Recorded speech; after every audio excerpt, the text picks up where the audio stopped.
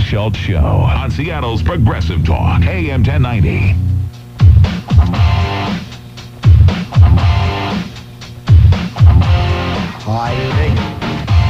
Come on. Did the president have an answer for the middle class last night? Candy Crowley has spent the majority of her career asking questions, writing stories, digging for detail, and reporting accurately.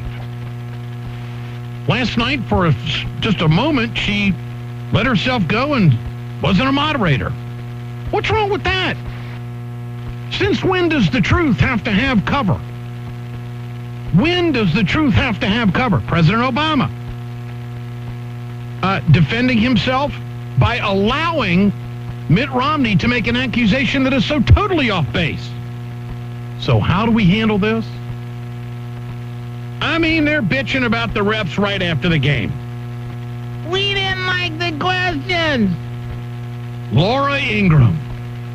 Laura doesn't like the town hall format anymore. God forbid if we have a taxpayer actually asking a question of someone who wants to run the freaking country. We can't have that, Laura. Oh, no. Shut those people up over there. Sit down. We can't do this format anymore. It's too tough. You know, there's something about heat and kitchen or whatever. Well, you know the old saying.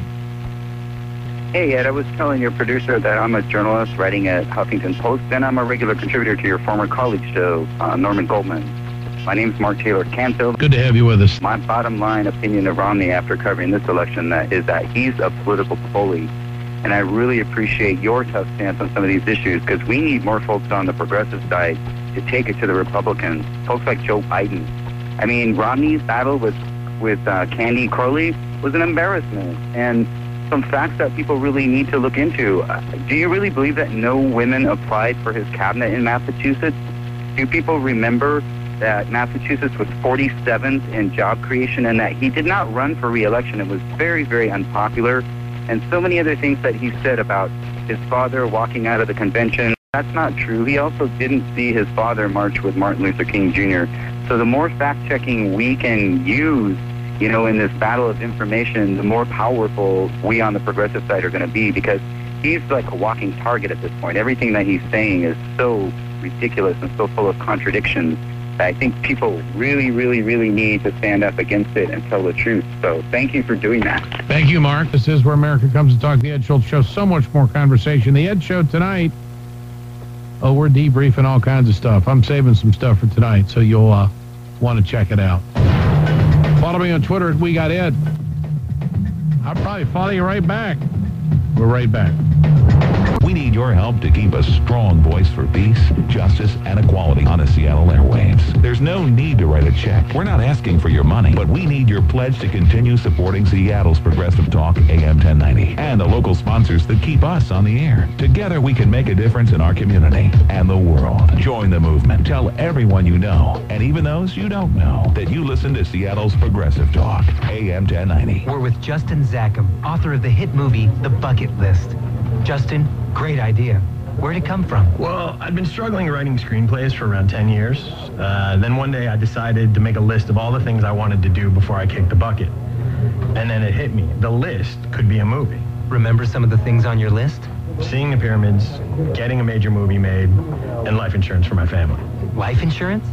Yeah, big relief when I got it. Correspondent of The Nation magazine, there's no doubt that women's issues now a problem for Mitt Romney when it comes to equal pay, when it comes to if there are women in the workplace, the binders debacle, which has taken on a life of its own in the social media.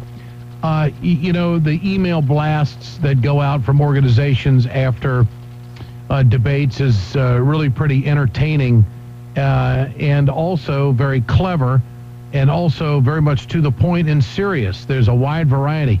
Ultraviolet Team sent out a blast today, and it says here, did you see the part in the debate where Mitt Romney refused to endorse equal pay protections but said that women needed to get home early to cook dinner? Or the part when he blamed single mothers for gun violence? Or when he said there weren't enough qualified women to serve in the cabinet, so he had to have his staff go out and create a binder full of women. Or when he lied about birth control, when the truth is that he thinks employers should be able to take contraception coverage away from women. That was a contradiction last night, a new policy by Romney, by the way.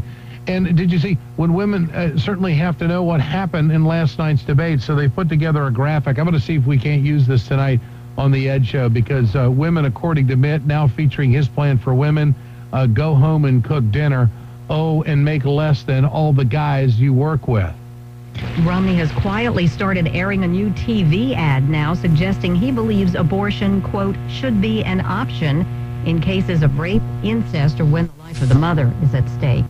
This is Mitt Romney walking his own home. Your take, John. Look, President Obama did do something. You notice that in his answer, he connected reproductive rights and women's rights to economic issues. He really had a big picture view that I think a lot of folks are going to connect with. But I want to focus in on two things that are really important coming off this. First, Mitt Romney lied last night. He said that he had his staff go out and find binders full of women. That isn't what happened. The Boston Phoenix newspaper, a great newspaper up there, it's covered Romney for years, they have a great expose up today that shows that women's groups in Massachusetts had organized for months to present lists of women who could fill top positions to whoever was elected governor. So this was not a Romney initiative. So this was supplied to the campaign. That's exactly what the Boston Phoenix said. Go check out that story. It is very detailed. They've got the old press releases from the women's groups that put this together. So Romney was claiming that he had some sort of great, feminist vision. It is very much disputed by people up there. In fact, Romney's own lieutenant governor has just acknowledged in a TV interview that these women's groups actually put this stuff together. And so it is, first off, based on a falsehood. But then when Romney talks about it, think about this thing. He wasn't governor in the 1890s. He was governor in the 21st century. It wasn't that long ago.